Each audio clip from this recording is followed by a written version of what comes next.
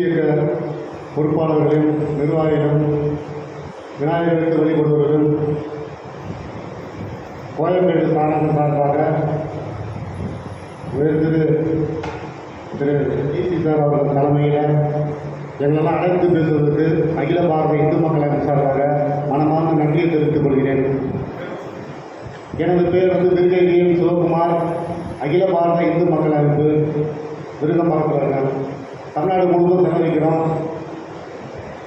இன்றைக்கி பார்த்தீங்கன்னா உயர்நீதிமன்றம் சொன்ன தீர்ப்பு பிரகாரம் தான் நாங்கள் எல்லாருமே அமைதியான முறையில் செலவழித்து காவல்துறை சொல்கிற சட்டத்திட்டத்துக்கு கட்டுப்பட்டு தான் நாங்கள் செலவழித்து கொண்டிருக்கோம்.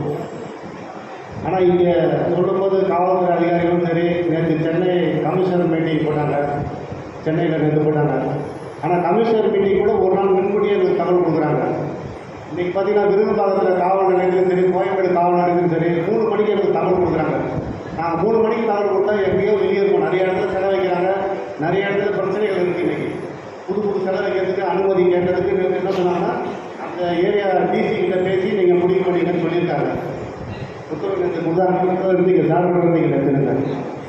இப்படி இருக்கும்போது எங்களுக்கு தகவல் ரொம்ப பொறுமையாக லேட்டாக கொடுக்குறாங்க.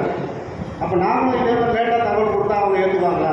விநாயகர் சதுர்த்தியில் நாங்கள் சிலை எடுக்கிற தகவலை கேட்குறாங்க, வண்டி எந்த வண்டியில் எடுத்து போகிறேன்னு கேட்குறாங்க, எத்தனை மணிக்கு எடுக்கணும்னு கேட்குறாங்க, எத்தனை அடி சிலை வைக்கிறேன்னு கேட்குறாங்க. அதுக்குலாம் நாங்கள் உங்களுக்கு கரெக்டாக பதில் சொல்கிறோம்.